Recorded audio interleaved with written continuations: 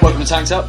We are the video game playing, craft beer drinking podcast. I'm Ben. I'm joined by Alex. Yay. And I'm joined by Aadil. Hello, and actually, because Ben missed it, hi guys. You can edit you that, always put it at the start beginning. with hi guys, welcome to Tanked Up, and this time you just said welcome to Tanked Up, and it wigged me out. A weird. slightly different intro just freaked you completely out. Yeah. That's good. I like to keep people on their toes, only very slightly. Yeah. So, this week we chat about some games. We're drinking some beers, and as you've probably noticed, we've already started drinking beers. What have we started drinking? A beer, Thornbridge, Colorado Red, which is a collaboration between Thornbridge and some Coloradian. Odell, I think it said. Odell Brewery. Have you heard of Odell Brewery? No. Oh. Okay. Just that one time I dated a girl who couldn't pronounce my name.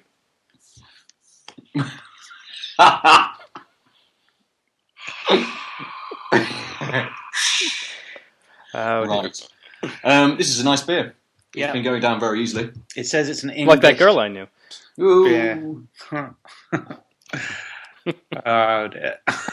Sorry, continue. Was she a nice beer? Was she Yeah. nice? It's called an English hopped ale. All beer has hops in it, so that's meaningless. It doesn't mean anything. Yeah, it doesn't tell us but hopped might not mean the presence of some hops. What does it mean then? It could mean the hopped presence of over lots here. of hops. There might be a hop threshold that allows hopped to be a qualifier. No. Just no. My counter argument is no. That's Okay. not. That's not. I rebut that claim. So That's fair. What are you drinking this week, Aadil? I just finished my coffee. So now I'm in Saskatoon right now, so I don't have the beers I had lined up for the next few episodes. They're sitting in the basement of my house in Halifax. So now I found in my brother-in-law's fridge Okanagan Springs 1516 Lager. Nice. American lager. Does it say American lager? What? A very tiny word above lager. It says Baverian. Oh, Bavarian. You can see why I thought it said American. Because they both end in Ian. Possibly. Exactly. Exactly. Okanagan Springs is a BC brewery. I have had this before, but not for all. Actually, I don't think I've had a 1516 since I lived in Canada before I lived in Europe. So Nice. Revisiting. So, is there any news anyone wants to bring up? News? Oh! I remember something I was going to bring up. Last week, we talked about Fallout 4 beer. Guess what giant brewery produces Fallout 4 beer? Coors. Carlsberg. Oh, Carlsberg. Lame. And lots of people have been drinking it and saying, tastes like Carlsberg. I would say it tastes like the beer you would deal with in a post-apocalyptic world. Slightly less irradiated, maybe, but yes. So that was quite disappointing. After the joyous news that Black Hops is being created by some small Australian craft beer company. Yeah. For this Fallout beer just to be made by Carlsberg. So they're just fuck. It's not like a craft beer. It's just beer. Mindless consume. The zombies of the beer market, which mindlessly consume tasteless beer. That's like not brains. that surprising, given that it's a novelty beer. Yeah, I guess. I suppose they wanted it to be an advertisement. Yeah, it's and they want someone with as much reach as possible, I guess. Yeah. Unlike the Black Hops, which has a very small reach. Yeah. And I think I mistakenly said last week that it was only available in the States.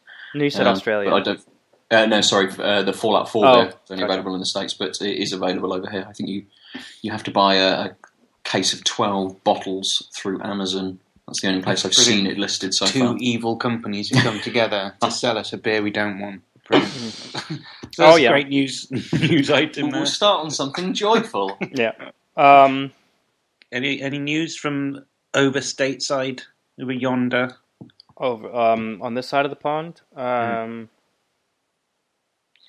I didn't buy Fallout. I didn't buy Black Ops.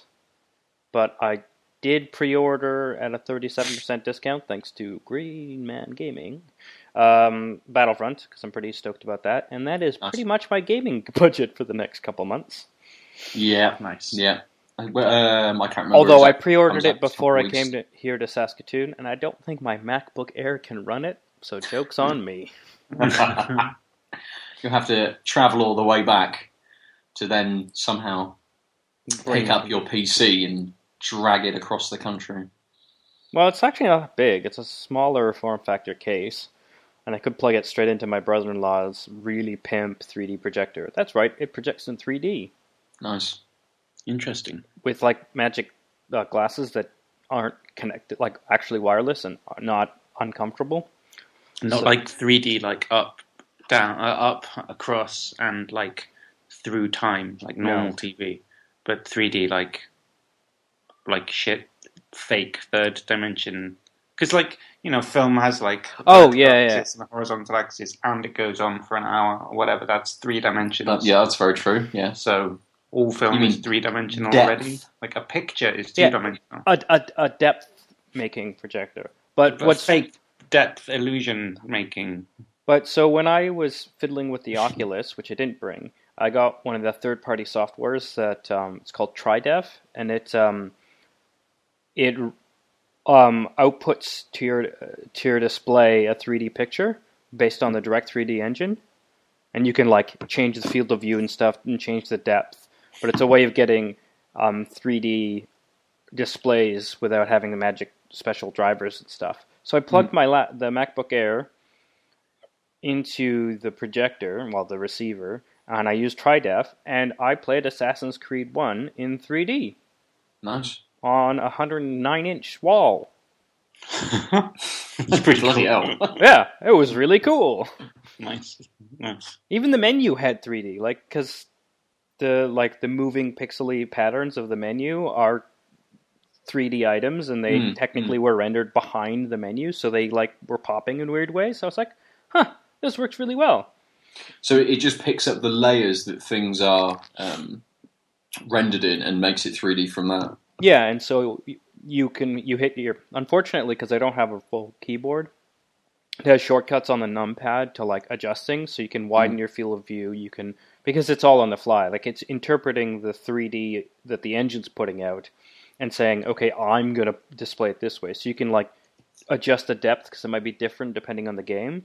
So you can sort of sit there and when you first start a game and tweak it and make it look good, save it as a profile, and then every time you run the game it'll do that, which is what I was doing with the Oculus when I was playing Fear 1 with the Oculus, which was amazing. I was using TriDef. It basically sits in between the display driver and the game, and it re-injects things. Nice. Yeah, it works really well. But I never thought about using it for good old fashioned 3D. I know that they dabbled a PlayStation dabbled with 3D for a little while. I think it was Killzone 3, perhaps. Well, they also Killzone 3 was also the one that had move capabilities. Yes. Yeah. But so the re-release of Shadow of the Colossus and Ico. I brought here because I hadn't played it yet. I'm like, oh, he has a PlayStation 3. And it turns out it's 3D capable. All right. So I'm going to try that soonish. Because then everything is native, not hacked together. It's literally a 3D game on the PlayStation, outputting to a 3D display. So I'm really curious how the Colossi will look. With the moving around on them, it could either be really good or just kind of annoying. It'll be interesting to see the difference between a native 3D game and something that's running through a mod Mm. to see exactly how that works, really, and how different it is, how headachy it makes it. Because I don't really like 3D cinema, and I've never 3D gamed outside of the Oculus. Mm. Which, is more about the head tracking to me than the depth is pretty cool too. But. Cool. Yeah. So, before we go any further, we should open another beer. Yeah. While you guys open and pour your beer, I will tell you how awful 1516 Lager is. Oh, really? Yeah, it's not the best. It's,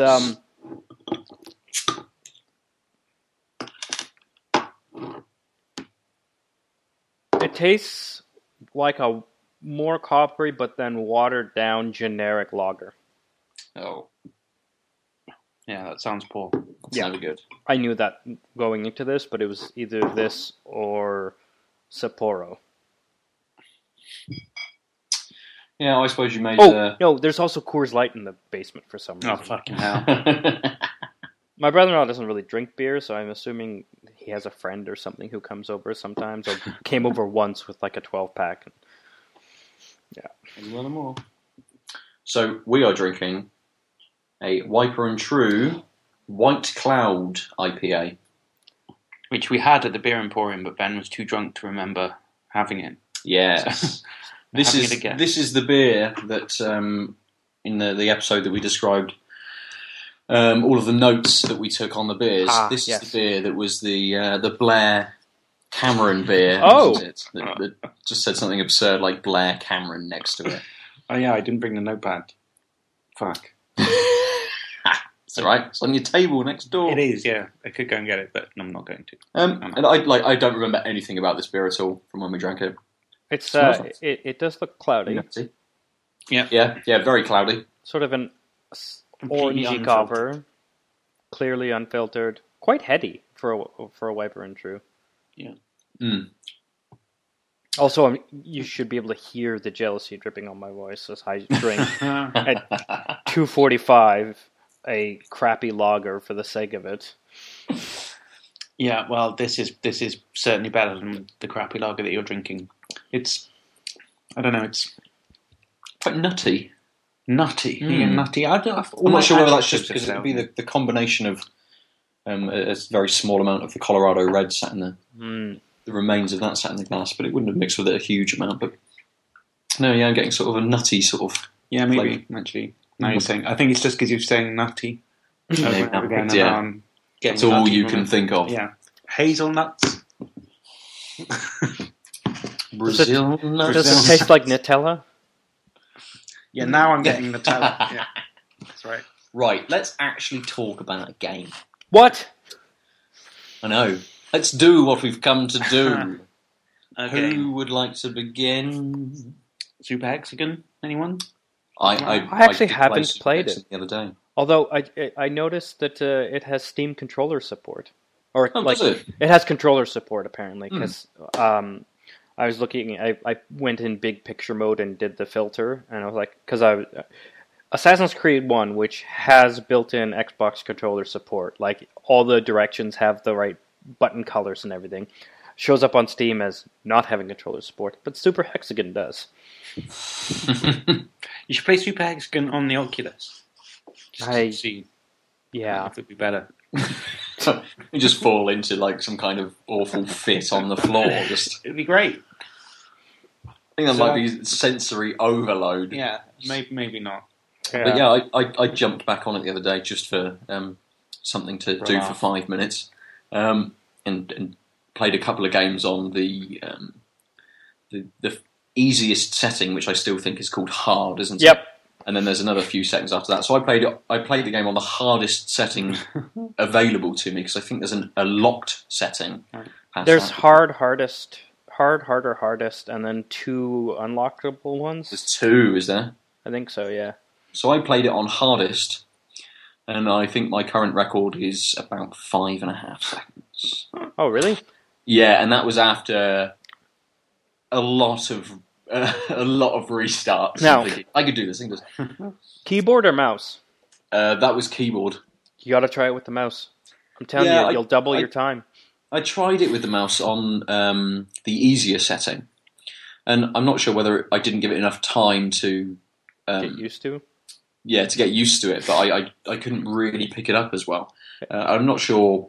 On hardest, the keys seem amazingly sensitive. It almost seems like your movement speed has been increased. Not just the walls coming towards you have increased in speed, but your movement speed's increased as well. So it makes the margin for error really small. And I'm not sure whether whether it is actually that, or it's just the walls coming in quicker make it. Yeah, you perceive it that way. Did you go back to the hard mode? No, easy no. I played it on hardest and then thought, no, because 5 seconds on hardest will change your. Everything is super slow on hard. It's really interesting how your perception is completely changed, being exposed to the ridiculous speed of hard. Even if you don't do well, just your brain is used to working at that harder speed, and then you go back to the lower one, you're like, oh, this is really easy. By really easy, I mean marginally easier. But really easy in comparison to the hardest mode. Really easy in comparison. Really easy in comparison to doing the same level before you did hardest, which is why it's neat. Because it somehow changed the way you think and react to the game by doing it on a faster pace. So I think I want to play Super Hexagon, but with a Guitar Hero guitar as the controller. Just for the sake of it. I think that would make it better somehow. I'll be rocking out. Now, would it be left is one of the fret keys and right is strumming, or would it just be fret, fret, fret, fret? I don't know. I think there's in Guitar Hero. There's when you get all of the power ups or something, and then you can go into when you tilt the neck or something. Yeah. Initiate. I think tilting the neck would be one direction, and strumming would be the other. They should probably be back and forth. No, it should be like the 6-axis. You have to actually shift the controller like a steering wheel, left and right. Yeah. Oh, that'd be really interesting. Or with one of those sensors that reacts to your body moving. So you have to run onto the left-hand side of the room to go left and run to the right. Super Hexagon on the Kinect. Yeah. I suppose it'd be interesting to do it on one of the VR machines and just do it through eye movement. So you move your eyes left and you'll start rotating around to the left, so you're constantly just flicking your eyes back. I think you might vomit. What was going on in the game? But then if it's here, if it's on on a headset on your face, I guess it would be much easier to do with current technologies to do with the head tracking, just putting your head towards your left shoulder than your right shoulder. Although for those you would people who are probably not watching the live video stream. Thanks for the description of that. I'm a professional here, and by that I mean a complete amateur. Although, given the pacing of Super Hexagon, I think you would end up spraining your neck or dislocating a vertebrae or something. Yeah, most definitely. So we've managed to talk quite a bit about Super Hexagon yet again. Yes. Alex, did you actually play another game in the past couple weeks? Nope. Except for Brewery Hero? Brewery Loser, yeah. I played Forklift Challenge. Oh yeah, how is forklifting? Forklifting is okay, but going on the grabber, which is a separate thing, which is where you're stacking casks up, is horrible. It's I kind of just sort of, it's like a big fork thing, but with a clasping tool. Yeah, 7 things that I clamp. It's difficult to describe, but can clamp around. Is it interlocking fingers kind of thing? Yeah, kind of like that. Yeah. Like a grab machine. Yeah, fair. Hence why it's called a grabber. Yeah, but it's. I'm assuming it's not vertical. It's horizontal. There is a vertical part of it. Yeah, because it clamps down from the top and from the sides, and these fork things go in from the bottom as well. So you can pick up 6 casks, but 4 high. Oh, so crazy! Bigger, a massive stack, and then you stack them, and it'll lift it up to the height of 4 casks. So you can. It's fine. There wouldn't be anything wrong with doing that, apart from the fact that you're in the storeroom where it's got like aisles that are made, but the walls are made of like stacks of casks that just go up and up and up towards the ceiling. And you have to drive down these tiny little aisles where really any wrong move could send hundreds of casks filled with beer, metal casks filled with beer, tumbling down towards you, where you just get crushed horribly. There's no chance of surviving in that situation. Do you have to wear a helmet or anything? There is no helmet. There isn't a helmet in the building. No, Telltales owns a helmet.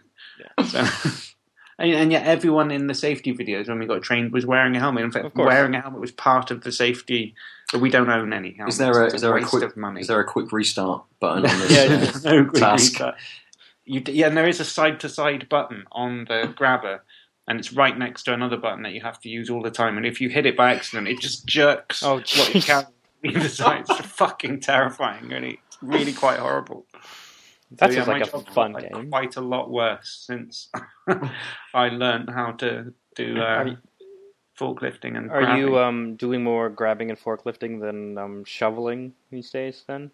Yeah, it's true, actually. I haven't shoveled anything for quite a while. But, yeah, I don't know. On stage 2. Yeah, you can't die shoveling easily, anyway. I could easily die when grabbing. But that's why you got trained, right? Yeah, that's why trained is a word. It's not necessarily the right word. We didn't get trained on the grab. We got trained on the forklift. Shown, maybe. Shown, yeah. Somehow, the man training us was an absurd caricature of a human being who was just bizarrely more interested in playing some kind of farming game on his mobile whilst we were supposed to be navigating our way through this like chicane thing. I actually took a photo of him from behind.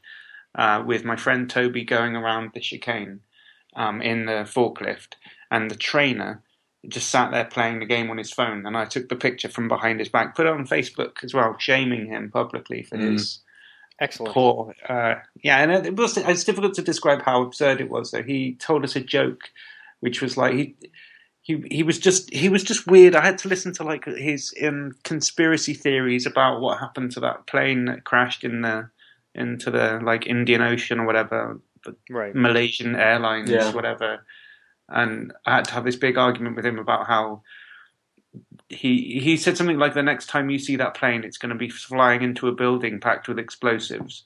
And I was like, well, why do you think that? And he was like, well, they wanted to get a plane, didn't they? They needed to get one, so they faked the whole thing. I was like, who did? What are you talking about? Just made it disappear. I was like, you've just fitted some facts that we don't really know very much about to a story that you've made up. Like, what if there was some cartel of people who wanted to conspire to crash a plane into a building? They'd buy a plane, for fuck's sake.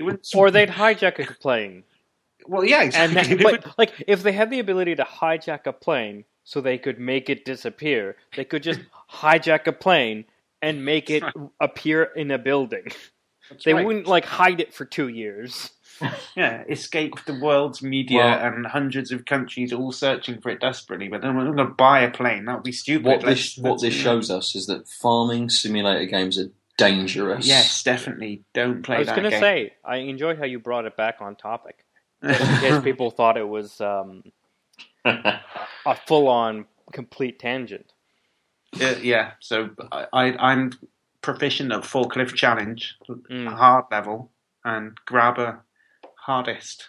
Ooh. Have you had a chance to play any more Soma at all? No. I haven't had a chance to do anything. I just work and sleep. And then walk the dog. Walk the dog and some washing up and stuff, and then that's it. It's my life. Occasionally I do this. Fair. So, that's fun, isn't it? So you can imagine the games that we played in your head and think, that sounds really good. Yeah, that's right. That's your gaming. Your discussion of Soma made me... saying things, I'm sleeping. I'll just use this time for sleeping. Your discussion of Soma made me really curious about it. Yeah, it's a good game. Yeah. From what I remember. I have just seen it's currently on sale on Steam. I think only a small amount off, 15% off or something like that. I think those are the bullshit Steam sales. Yeah, the very small decrease. They're like, something on your wish list is for sale, and you look at your wish list and it's like, oh, it's basically the same price. Yeah, pretty much. I keep getting that at the moment because I've trawled through Steam looking for cool games that I want to put on my wish list. So when the next sales hit, sort of go and pick up a load of games and start stack up a backlog. My wish list is 243 games. It's basically what I do is it's like I hear about a game, it sounds something novel or whatever, and I just bookmark it or like wish list it, and then half the time it's like, they're like, game on your wish list is on sale, and I look at it, I'm like, why the hell did I want this? Yeah. I have been playing, he says, with the most natural segue, interrupted by a weird narration possible. Heavenly Sword. I brought that over here too. And that's a game. It is. It's one of the PlayStation 3 launch games. That's right. I'm going back to the vault. Nice. Which is a Fallout reference it is. that I didn't realize until just now. I've had it for a couple of years. Like I've had it. I bought it right before I left my PlayStation in storage, like used from EB Games, which is like GameStop for Canada. And never played it. I believe. Yep, that is correct. Look at you. I know, tell me. There's no EB Games, and you guys have Game. We do. We used to have Electronics Boutique years and years ago, but it was bought by Game, I believe. Yeah, okay, that makes sense. And Game went bankrupt for a bit, and now they're not bankrupt anymore. So they went bankrupt. They then bought. Did they buy Game Station and then go bankrupt? And then they closed a load of stores. Someone else possibly came into a high CEO or director-esque position and maybe turned it around. Maybe haven't. I don't really know. They're still there. They're clinging on, it seems. They are still there, yeah. They seem to have fucked up everybody's Fallout 4 deliveries. Oh, really? Yes, there's lots of outrage on the internet at the moment because lots of people haven't had Fallout 4. Meant to have come out today. Lots of people wanted it delivered today.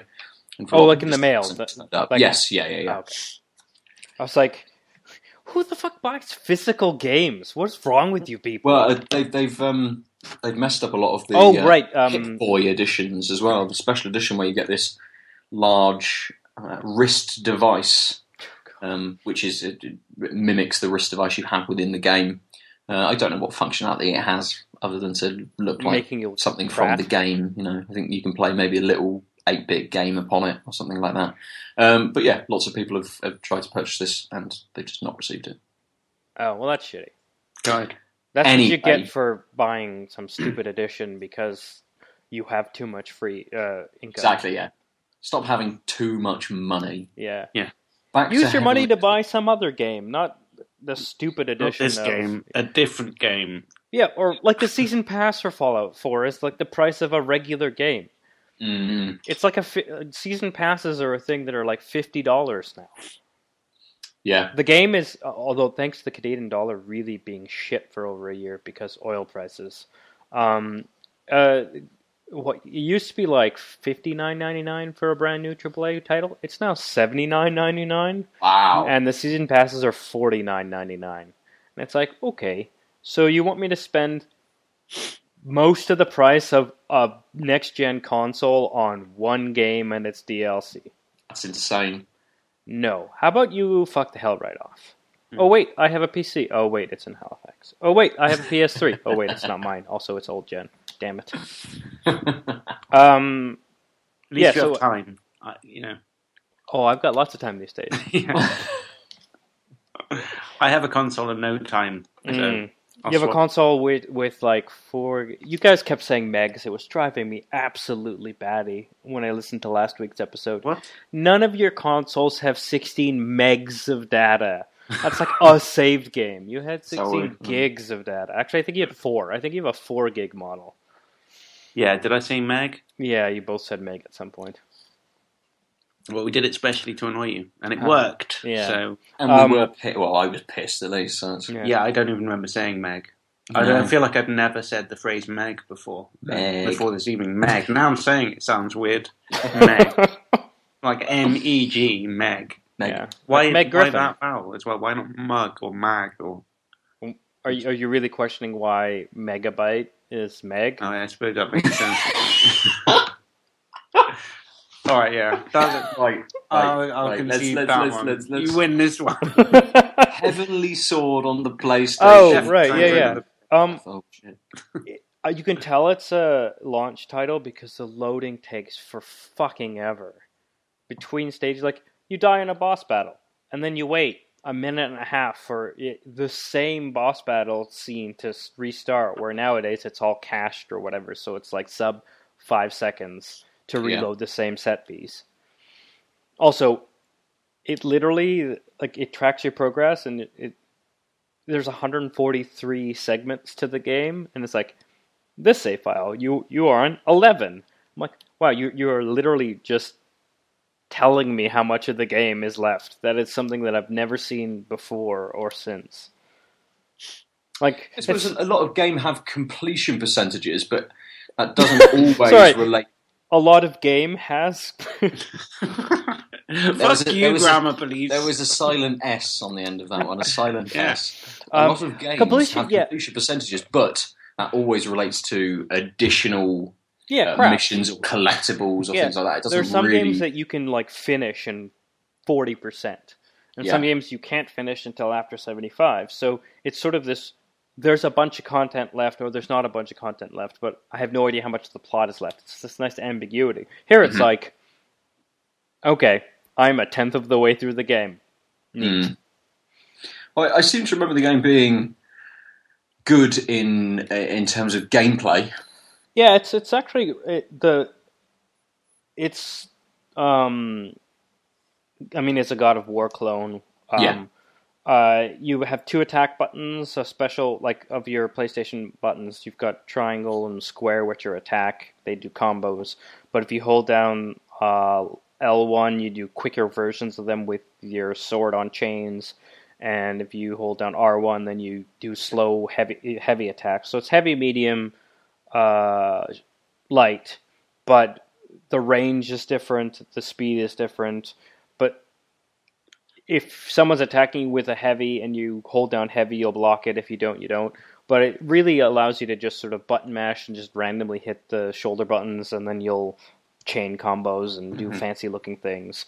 But the boss battle, so you can button mash your way through a lot, but the first real boss battle was some vaguely effeminate guy with wings, and it was actually kind of tough the first time I did it, because I didn't have to really pay attention to what I was doing up until that point in the game. I could just sort of be like, I'm going to hit the attack buttons, and then I'm going to just randomly hit a shoulder or two, or, that guy's got a light attack, so I'll chain him, and, very rudimentary stuff, and then this guy just owned the shit out of me for like half an hour straight, so 3 goes, because it took forever to load.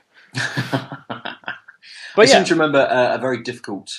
having a similar experience and experiencing one of the later bosses, which is a woman who has snake-like abilities, and she's very quick and stuff, and that was very difficult. And again, you'd sort of gone very easily through just the normal enemies that you fight, and suddenly got up to this boss battle, and you had to employ the attacks that you'd learned and actually use a little bit of skill to get past it, whereas it didn't really ask that of you throughout the majority of the game, which I thought was a little odd. Like the boss in Hotline Miami. You remember there's one bit where you have to fight a boss guy in Hotline Miami? Yeah. So the guy at the computer terminal. Yeah. I don't know. Blue Room. Yeah, Blue Room. And it kept fucking me up for ages, that guy. It was like everyone else is quite easy to kill. Yeah, you had to sort of change your entire playstyle for that one encounter, and then that new playstyle wouldn't really help you subsequently. Yeah, I definitely find that with Heavenly Sword. It's nice that I have to sort of play a little smarter, but then it doesn't flow. Yeah. It's like, and now you will be doing this type of thing. Also, it shows its age in that there's not a lot of health pickups in the boss battles. There's 2 in the first boss battle, and like you die and you have to reset. And I'm like, oh, I remember when games, had actual punitive measures for sucking.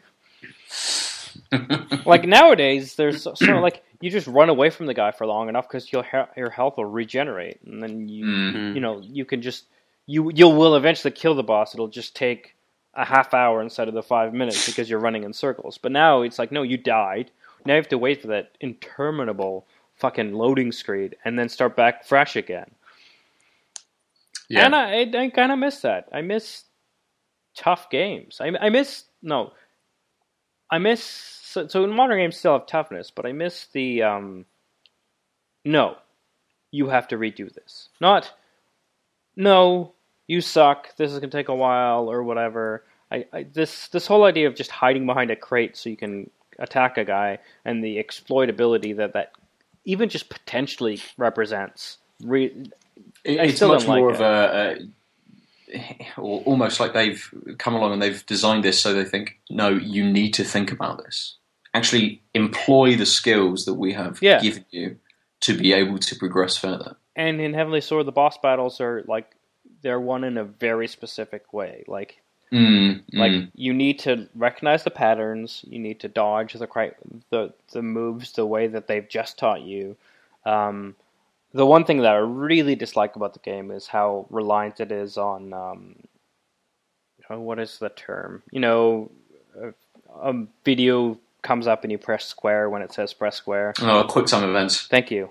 Yes. I fucking hate quick time events. And the end of the boss battles are quick time events. And if you fuck them up, the guy gets full health and you're still down to nothing. I'm like, well, I kicked his ass. I lost a quarter. He lost all of it. I fucked up the quick time event. He now has basically all his health, and I'm at 3/4. Oh, I know how this is going to end. Yeah. It's I understand that. It's as you said earlier, it's a God of War clone, and it sort of sticks to that formula, doesn't it? Really. Yeah. Let's open up our final beer, the Arbour. The ego has landed. Nice. American Pale Ale. We had an Arbour last week. It was awesome. It was. So hopefully excellent. So I'm super jealous of your Arbour last week and this week. Yeah, it was good. It was held its own with the Colonel that we had, which is on the Bermondsey Beer Tour, which I happen to be going on again soon. Oh yeah. I have been on it recently, but now I'm going on it again. And you're not going on a Sunday, because I learned the hard way that doesn't exist. No. So it's going to be going to introduce my brother to it as well, and possibly just buy loads of beers for Christmas. Just get loads of them. Yeah. So next week we'll have some. Maybe do a Colonel week next week. Ooh. Possibly. Well, I'll try and find out. So Saskatchewan is another province which has a liquor control board. So I need to go to the Saskatchewan, the SLB, I think it's called, Saskatchewan Liquor Board stores. Which sucks, because I found a new place. I don't know if I mentioned it, but it's not an SLC. It's a private place that does does craft and import beer as well as wines. And I found that in Halifax. Of course, now I'm not there for the foreseeable future, so now I have to find the equivalent in a new city that I don't know. A quick Google will hopefully. The place in Halifax, they have Roquefort 8 and 10. Nice. Yeah, nice. I was like, $8, hey, for a bottle. Oh, yeah, well, dear. For good beer. Oh, yeah. Wouldn't necessarily pay that much, but as you finish your 15, 16, whatever it was. Yep, that's right. Can. Yep. The brewery is younger than me. Okanagan Spring, estimated 1985. Estimated? Come on now. It was in 1985. You know fucking well when it started. You sure it doesn't say established? Oh, probably. Yeah. Aha! You made a mistake. Let's point and laugh at your mistake. Anyway, I like estimated more. This Arbour is very nice. But yes, it is. Again, this Arbour is very nice. Tasty beverage. What are some of the notes? What is it? I just want to put it on record. I'm not feeling very adjective-y at the moment. My adjectivity is letting me down quite a lot. So mine tastes like beer. It does. If you say nutty, I'll probably start tasting nutty as well. It's so nutty. Nut walnuts. No, it's hoppy. It's not very bitter, but there's a slight aftertaste. Yeah. It's also kind of cloudy. Yes. Very slightly, yeah. Much more yellow though than than the white one, true. Mm-hmm. I got some homebrew stuff in today because I'm going to make a Christmas beer. Oh, nice. I'm going to make a dark beer. And I think I'm going to put one... So I'm going to make 5 gallons, but I think I'm going to separate off 1 gallon after I've brewed it to ferment separately. And I'm going to put a tiny bit of cherry liqueur in that one. Okay. See what happens. Yeah. It might ruin it completely and just taste like cherry liqueur. Right. Fizzy cherry liqueur, which would be horrible. But we'll see what happens. It might be an amazing stroke of genius on my part. I've got lots of hops. Quite a complicated grain bill, getting some grain from work as well. Nice. Oh, cool. So, yeah, it should be nice. Excellent. That should be on the Christmas special that we may or may not do. That's right. if it's ready. What have you been playing there, Ben? I have been playing for the first time, I think, ever on this podcast. I'm going to talk about one of the PlayStation Plus games at the beginning of the month, just after it has come out. So feel free to get it in the next 3 weeks. And this is one that you really should get. It's Walking Dead Season 2. It's the Telltale Walking Dead. So it's an episodic narrative, very dialogue-driven game. It's the art style is very comic booky. It tells a continuation almost of the story that was from Season 1, which was on the last generation of consoles, and I believe is on this generation as well. And I think they remastered it. In the first series, you played as Lee, and went through the story as him making decisions for a group, trying just to survive, the zombie apocalypse as such. And this one picks up as the character Clementine, who is about an 11-year-old girl, and Lee almost became her protector, her guardian, almost in the first series. You find her in the first episode and decide to try and help her find her parents because you've got nothing better to do. I'm only 3 episodes in. You got the whole of Season 2 as the PlayStation Plus game. I think the Xbox game might be Season 1. Okay. What, for this month? Yeah, or last month. I'm pretty sure Walking Dead Season 1 it was given away on one of the platforms, and I assume you would have known if it was PlayStation. Yeah, I mean, I believe that the Walking Dead Season 1 on PlayStation is at a discounted rate at the moment, which is very clever. People haven't played the first season. You get the second season for free. Why wouldn't you just go and spend a few pounds going to pick up the first season? One of the things about it is your decisions, which I'll put quotation marks around decisions. The decisions that you make within the first series carry over to the second season, so it loads up your save game to then make to build the story for the second season. So it's one of those games where characters can quite easily just be killed off based upon what you decide to do. Other characters can just disappear from the story because you've sent them away and things like this. I always feel with the Telltale games that you make a decision and it plays out what it was going to play out anyway. It just gives you a little bit of difference within the dialogue. And it's possible that with some of the smaller decisions, because this game is you're constantly making decisions, whether that's decisions on what to say to people, what to do next, how to interact with the environment. You're constantly making decisions, but maybe only 5 decisions within each episode actually matter and drive the story. But that seems all right.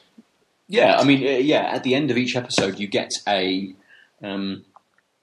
like a little statistics breakdown, and it comes up and says, or almost like decision 1, honesty. You decided to tell the bloke that you did this.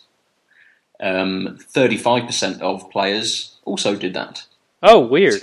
60% of players didn't do that. So it's collecting data on the decisions that you've made, and it will come up with maybe 5 or 6 of the decisions, which obviously are the key decisions.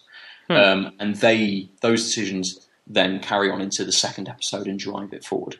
I'm talking more about the first episode here than I am about the second episode, but only because I have played. By episode, do you mean season? Season. Yeah, sorry. And because I played the season 1 to completion, I'm only into episode 3 now with season 2. The first season was fantastically written. I thought it was paced really well. It really it was critically lauded. The story, yes, completely. It got a lot of Game of the Year awards, and so far I'm really enjoying the second season. I think it's written just as well. I'm really invested in some of the characters. Some of the decisions and some of the things that happen are brutal, as you would expect from The Walking Dead. You know, you're a young girl and you have to decide whether you want to stay to watch someone being beaten or whether you want to go off with everybody else. So of course I stay to watch them being beaten, and it's fucking brutal. But then it pulls you in so much. And I suppose because I played season 1, I'm invested in this Clementine character already, being a protective figure to her through season 1, and now playing as her through season 2. It's just really good. One of the big draws about the game for me as well was my partner Kim. Fiance, yes. Hey. Hey. She just happened to be in the room when I was playing the game and just sat there and watched. And as a decision come up, she suddenly blurts out what I should say.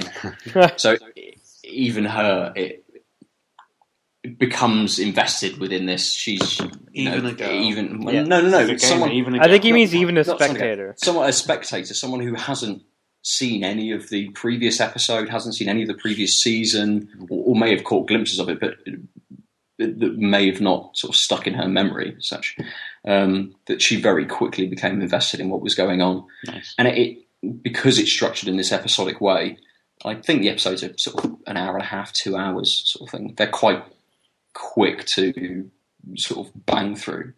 And you can play it in those smaller sort of, I say small, 2 hours isn't really small, but you can play it in those chunks and be able to, because some of it is quite intense, you can play that and then put it down and walk away and think about what you've done. And I was sat in work today just thinking, right, I want to get back in. I want to see what has happened or what will happen next from the decisions that I've made within the last episode that I played. So it's very good. So I did confirm season 1 is the Xbox One giveaway. Although hilariously, if you happen to own all of the consoles, you could get 1 and 2 both seasons for free this month, but you wouldn't be able to transfer your data in the way that seems like what you would want to do with this game. Yeah.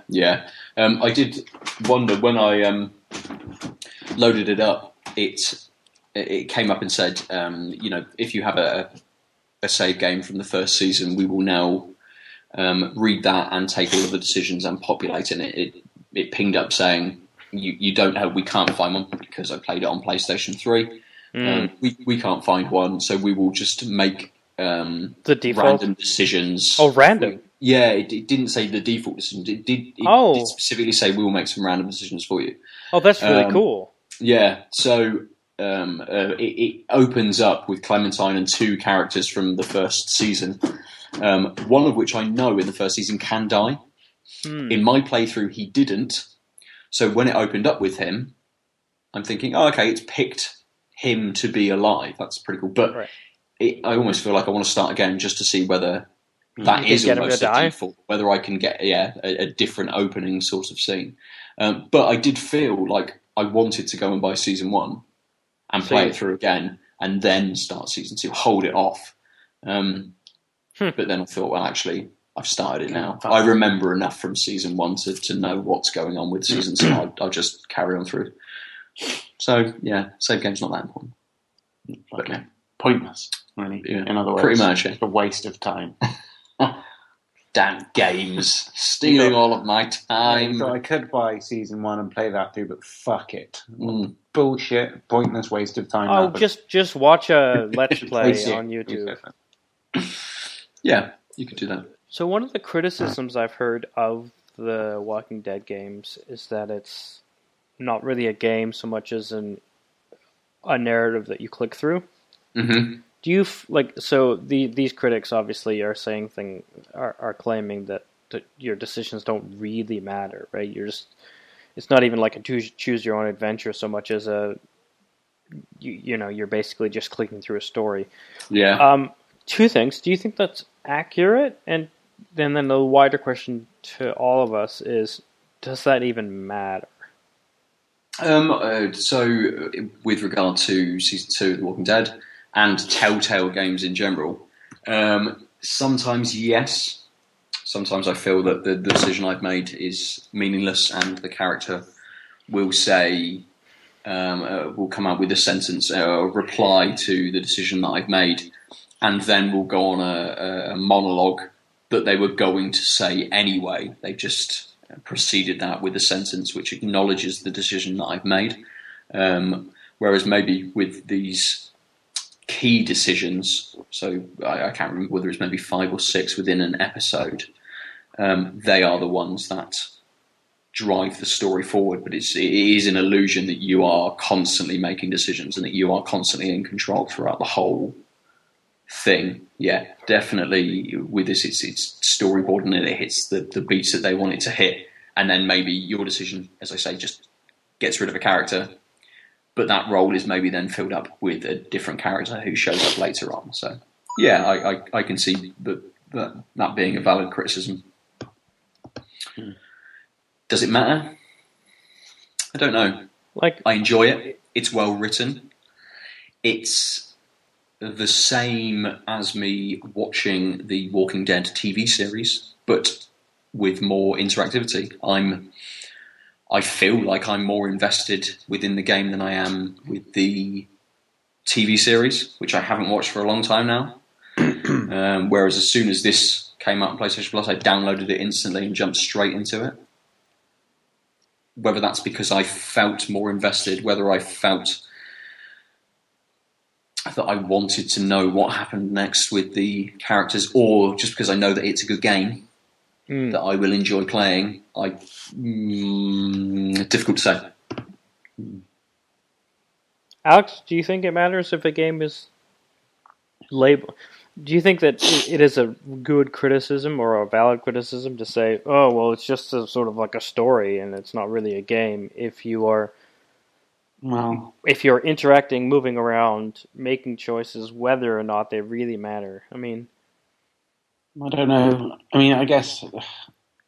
So I suppose on the one hand, you want it to be like, you don't want the decisions you make to I don't want to pick the boring path by accident, and so like, oh no, I took the left door, now I have to play this really lame, like logic game instead of like fighting the boss guy or something, I don't really want there to be wrong choices, but to the extent that that's true, it kind of makes it pointless that I have a choice. If they're all equal, then it may as well just be a series, like a fun sequence of it, like a Call of Duty one-player game where like you don't really make any choices the same every time you play it exactly. Yeah, the same. like a standard then the first-person helicopter crashes and you jump out and blah blah blah, and it's just like a whoa, like very watching scripted. A film or something. Yeah. I mean, at least it's fun, So. Yeah. I don't know. I'm a bit torn on the whole idea. I mean, like, I don't know. I don't want it to be. I kind of want the decisions to be meaningful, but I don't want to run the risk of them going wrong. Well, so you want meaningful decisions that changes actually happen, but there's no bad route or there's no boring route. Yeah, but by bad I mean boring. I don't mean like I don't want to run the risk of like losing or something. I'm quite happy for it to be hard, but like that's what I mean. So you don't want it to be like real life. You don't want to decisions either fighting a dragon or delivering mail. Yeah, I fucked my life up, and I have to continue playing this game forever, and it's really. I suppose that comes down to writing, and what the developers have put in to the game as to drive it forward, doesn't it? I would find it hard to think that, say, with like The Walking Dead, you pick this thing, and they say, "Oh, we just went for you just stayed here. You didn't do anything. You just decided to sit back." That's when maybe a scripted event comes in and they go, well, this was going to happen anyway. It just determined the relationship between your two characters, whether you sat back or whether you decided you were going to do something. And that relationship may then affect your dialogue choices or an event which happens later on. I feel like the only reason people make this criticism is because what they're seeing is the gameplay isn't as nuanced as, say, like a fully linear plotted FPS or a third-person action game. And if you're following the same major plot points, then they're like, well, the plot's basically the same, and the gameplay is shallower, so this is stupid. Forgetting that those little decisions, if the immersion's good, those little decisions matter a lot more. Experientially, even if like you said, you go through the same points. Like if I fight the same 5 battles, but my reasons for going through are different, then I'm going to have a different experience with the game. Unless you're just playing for gameplay, in which case you shouldn't be playing this type of game, I feel. Yeah, I'd agree. Yeah, making the decisions definitely brings you into the game in a way that, like watching a film. Certainly when you've seen enough films, I rarely find I'm immersed in a film these days. Like it has to be really standing out from the crowd. It has to be something different. Yeah. Whereas at least with a game, with this type of game where you can get into it more, it's like making the decisions is a way of immersing you in it. Like when you watch a really good film or when you started watching films for the first time. So that's the benefit of it. That's the point, really, of making decisions in games, because it brings you in. Yeah. I suppose some games, like Call of Duty, don't need you to make those decisions as such, because the immersion is based on because it is constant, frantic, non-stop action. The immersion's based you're on constantly doing something. Yeah, whereas in comparison to The Walking Dead, you are watching dialogue and cutscenes a lot of, maybe 50% of the time, or maybe not quite that much, maybe 40% of the time, or something like that. So here's a question for you, having heard you make that comment. Do you think Walking Dead is more Metal Gear than the latest Metal Gear?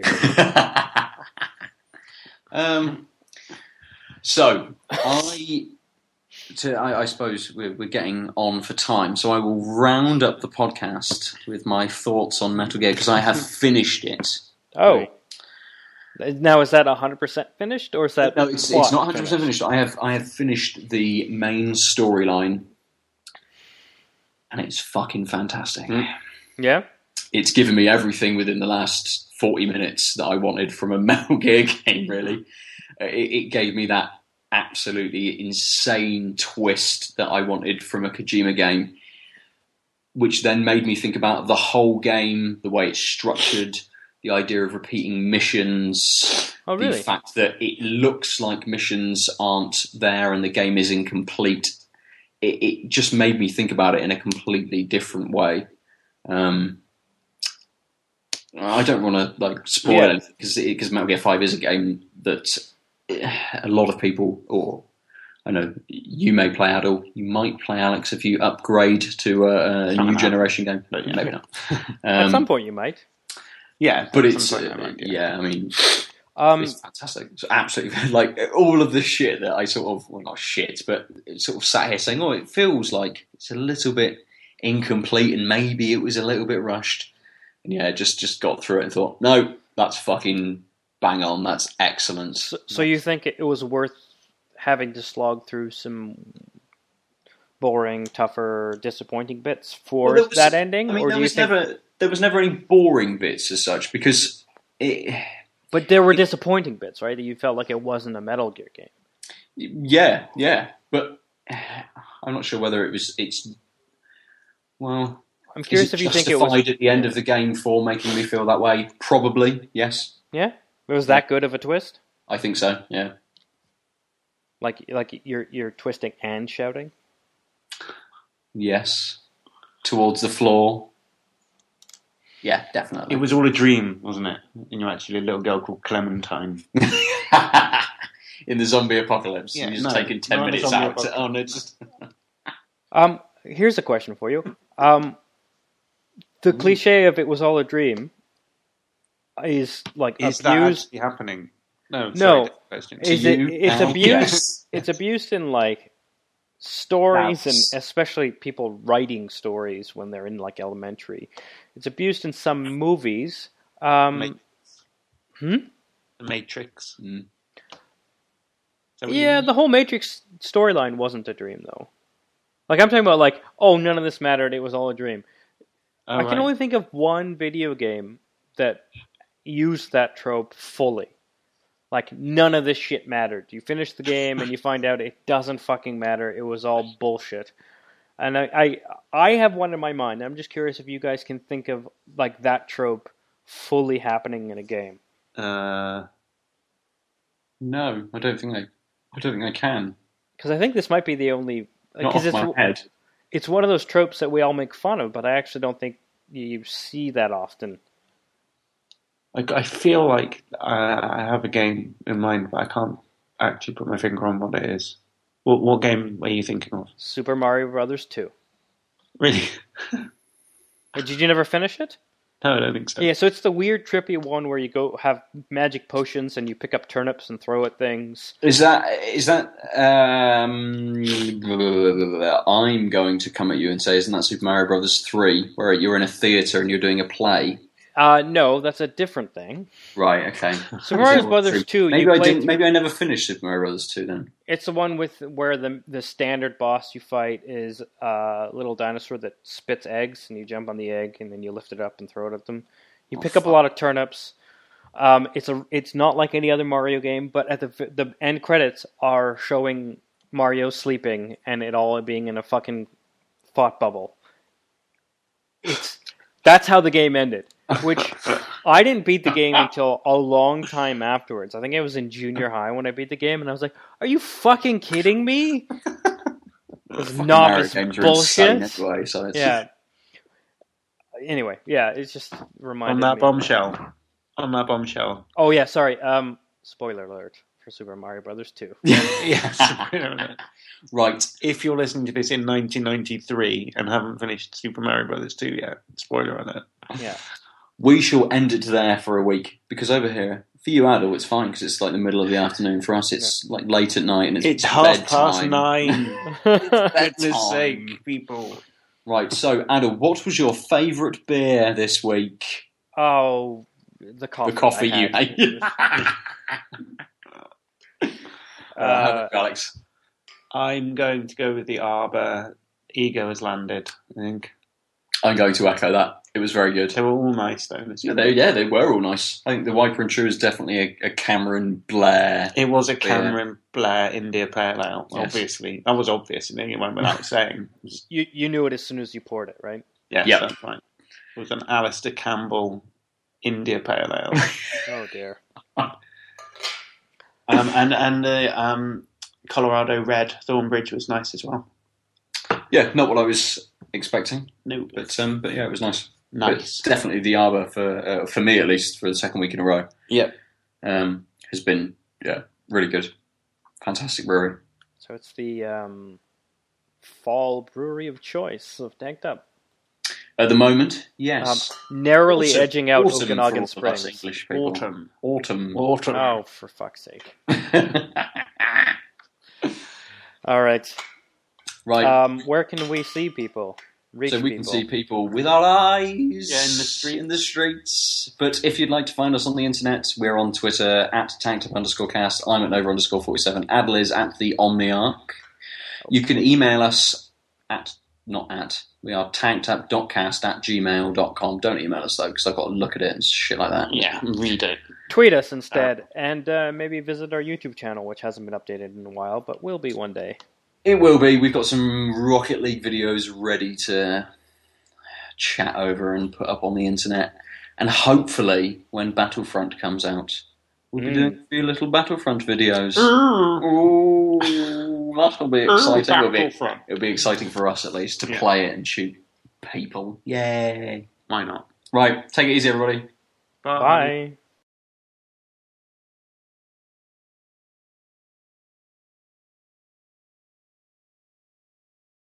2 minutes past 6. I need the toilet. 3 minutes past 6. You're kicked off.